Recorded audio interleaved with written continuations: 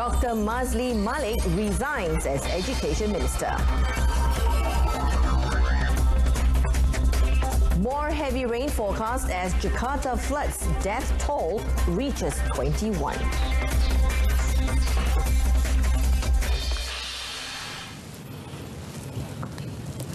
Good evening, welcome to News on 2. I'm Jessica Lee. Dr. Mazli Malik has resigned from his position as Education Minister effective tomorrow, 3rd of January 2020. The Simpang Renggam MP made the announcement at the special press conference in Putrajaya at 4:30 p.m. today. Selepas pertemuan dengan Yang Amat Berhormat Perdana Menteri sebentar tadi, di atas nasihat beliau yang merupakan bagi saya seorang ayahanda dan seorang pemimpin dan seorang negarawan yang ulung, dan di atas dasar ketaatan dan disiplin kepada kepimpinan parti dan kerajaan, maka saya dengan hati yang reda walaupun berat, dengan nasihat daripada Yang Amat Berhormat Ayahanda Perdana Menteri, saya Mazli Malik dengan ini memulangkan semula jawatan saya sebagai Menteri Pendidikan Malaysia kepada Yang Amat Berhormat Perdana Menteri berkuat kuasa 3 Januari 2020. Sekian, terima kasih. Meanwhile, Prime Minister Tun Dr. Mahathir Mohamad in a statement said he has accepted Dr. Mazli's request to quit his post earlier today. He conveyed his gratitude to Dr. Mazli for his contributions throughout his tenure as Education Minister and a cabinet member. He added that a replacement for the post will be announced as soon as possible. Now, in line with finding a solution to overcome the financial burden of the B40 group, Prime Minister Tun Dr. Mahathir Mohamad has shown an interest in a village-owned shop system practiced in Okinawa Island in Japan. Now, at the same time, he also expressed doubt if such a system could be implemented in the country. In his recent blog post, Tun Dr. Mahathir said the residents on the island found it difficult to get their daily supplies before deciding to have a shop stocked with all the essential needs. The residents then collected money from everyone in the village, built a shop, and employed a man to manage the shop. However, the method of payment was a little different, as the villagers would not pay immediately. Instead, at the end of the month, they would all total up their purchases written on a paper and pay the amount due. The Premier said this concept was a kind of cooperative owned and operated by the villagers. He, however, noted that today most of the shops have disappeared in the island as access to their needs became easier due to better roads and transport facilities. The Premier had said that the Japanese cooperatives model can play a major role in helping the B40 group with the rising cost of living. He said cooperatives would increase the country's gross domestic product, GDP, and the people's purchasing power in line with the government's shared prosperity vision launched in October last year. The Prime Minister Tun Dr. Mahathir Mohamad today received a courtesy call from the newly appointed Chief Secretary to the government, Datuk Sri Muhammad Zuki Ali. During the meeting at the Yayasan Kepimpinan Perdana, the Premier personally handed over the letter of appointment to Datuk Sri Muhammad Zuki. The Premier also witnessed the handing over duties between outgoing Chief Secretary Tan Sri Dr. Ismail Bakar to Datuk Sri Muhammad Zuki. Datuk Sri Muhammad Zuki has been appointed as the new Chief Secretary to the government effective 1st of January. Datuk Sri Muhammad Zuki, 58, replaces Tan Sri Dr. Ismail, who has held the post since August 2018. According to a statement by the Prime Minister's office, Datuk Sri Muhammad Zuki's appointment had received the consent from the Yang Pertuan Agong Al-Sultan Abdullah Riyatuddin Al-Mustafa Bilal Shah upon recommendation from the Prime Minister through the Public Service Commission. Datuk Sri Muhammad Zuki was previously the Defence Ministry's Secretary General and had served the Finance Ministry, Education Ministry, Home Ministry, Rural and Regional Development Ministry, Home Ministry and Natural Resources and Environment Ministry. Apart from that, he had also served in Istana Negara and Prime Minister's Department and has been the Sarawak Federal Secretary before being appointed as Defence Ministry's Secretary General on April 2019. The candidates representing political parties for the Kimanis parliamentary seat by-election are reminded to bring along the letter of consent for them to use the party symbol when submitting their nomination papers on nomination day this Saturday. Now, Election Commission EC Chairman Dato' Azhar Azizan Harun made the reminder in a statement issued today. The EC chairman also urged candidates and political parties to always abide by the law, regulations, code of ethics and instructions from the EC, police and local authorities on nomination day. He said special attention must be given to provisions under Section 24A of the Election Offences Act 1954. The EC will ensure the nomination process is smooth without any incident which would disrupt public order. The nomination process will be held at Dewan Datuk Seri Panglima Haji Muhammad Don Banir in Beaufort. The Kelantan state government had received a one-off payment of 400 million ringgit of financial aid from the federal government on the 25th of December, specially given for the year 2019. Menteri Besar Dato' Ahmad Yaakob said the approval letter of the financial aid was received from the Prime Minister Tun Dr. Mahathir Mohamad on the 17th of December. He expressed gratitude to the Prime Minister and federal government for the financial aid, which he said could improve the socio-economy and well-being of the people. He added that the aid will be used to strengthen the state's financial status.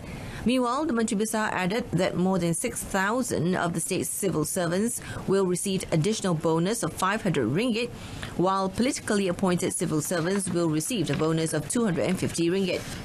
Dato' Ahmad said the additional bonus payment was made following the state's improved financial performance for the last 3 years. The payment is expected to be made next week. The Free Breakfast Program, or PSP, in Perak will benefit 1,292 students from 7 schools. The program will commence from the 20th of January. Speaking to reporters at Sekolah Rendah Islam Pintar in Ipoh, Education, Science, Technology and Environmental Exco, Dr. Abdul Aziz Bari, informed that the program will involve 7 districts, with Manjung having the highest number of recipients with 394 students.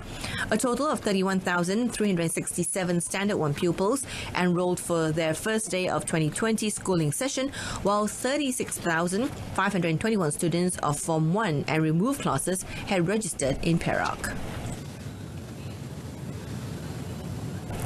Meanwhile, the first phase of Free Breakfast Program, or PSP, in Selangor was well received by the State Health Department. Its director, Datuk Dr. Khalid Ibrahim, said a Jom Makan Sehat approach, besides providing quality food, is also expected to control the quantity of food intake among students. He explained that the department would inspect the food preparation aspects in all the 6 schools involved in the state.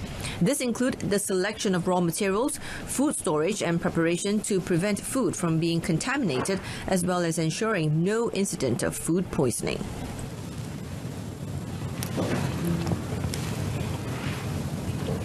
The Melaka State Education Department will look upon the lack of chairs and desks issue in a school in Batu Berendam.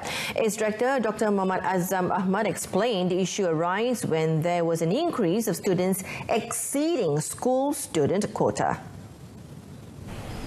Dr. Muhammad Azam explained the student quota in the school exceeded, as there were a lot of parents who requested for their children to enter the school despite being told that the school did not have enough chairs and desks. As a result, the parents took it upon themselves to buy the chairs and desks. The issue went viral on social media recently after it was alleged that some parents had claimed the school management had ordered them to buy the chairs. Dr. Muhammad Azam confirmed that the school management did not issue any instructions for parents to buy chairs and desks for their children. Now, a 2-year-old infant died while 3 other individuals were severely injured in a traffic accident at Jalan Titi Haji Idris, Alustar, Kedah at about 7:45 a.m. today. Kedah Fire and Rescue Department in a statement said the injured victims were a woman in her 30s and 2 men in their 20s. After receiving a distress call, 7 fire and rescue personnel led by Operation Commander Anwar Abdul Hamid rushed to the scene. Upon arriving, the rescue team pulled out victims who were trapped in their vehicles. All surviving victims were sent to Hospital Sultana Bahia Alustar for further treatment. The body of the infant was sent to the forensic unit of the same hospital. A teenager was among 24 individuals in Kedah who were issued notices by the State Health Department on the first day of the smoking ban at eateries. Now, the notices were issued during inspections conducted at 192 premises statewide. Chairman of the State Health, Rural Development, Religious and State Government Linked Companies or GLC Committee, Datuk Dr. Ismail Saleh said 19 notices were issued against smokers who had violated the smoking ban at eateries under Regulation 11, subsection 1D of the Tobacco Control Regulation PPKHT 2004, amended 2018. While 4 notices were issued against the owners of the premises who failed to display the no smoking sign. A teenager was issued a notice under Regulation 13, subsection 1 for smoking underage. Datuk Dr. Ismail added that the state government would not provide a designated area for smoking activities nor encourage the premises to do so as proposed by certain parties. Now, the joint corruption trial of Kinabatangan MP Datuk Sri Bong Mukhtar Radin and his actress wife Datin Sri Zizi Izzet Abdul Samad kicked off at the Kuala Lumpur Sessions Court today. Both the accused were charged last May with 3 counts of receiving bribes totaling 2.8 million ringgit to make a 150 million ringgit investment in Public Mutual Berhad's investment trust products. Both the accused, however, pleaded not guilty after the charges were read to them by Deputy Public Prosecutor Muhammad Fadli Muhammad Zamri. Federal Territories Islamic Department or JAWI Assistant Director Muhammad Abdul Nasir Abdullah was then called as the prosecution's first witness today to confirm that marriage between Datuk Sri Bong Mukhtar and Zizi had fully followed and complied with the due processes under Sharia law. Deputy Public Prosecutors Roslan Matnor, Muhammad Fadli Muhammad Zamri and Abdul Rashid Sulaiman tendered the couple's original marriage certificate as evidence. Muhammad Abdul Nasir was then asked to verify the authenticity of the marriage certificate and confirmed signatures of witnesses from the marriage ceremony. Defence lawyers for Datuk Sri Bong Mukhtar and Datin Sri Zizi, Datuk K. Kumarendran and M.M. Atimulan did not cross-examine the first witness. The trial resumes tomorrow morning. This edition of News on 2. In our top story, Dr. Mazli Malik resigns as Education Minister effective tomorrow. We'll be back at the same time tomorrow. Till then, I'm Jessica Lee. Good night.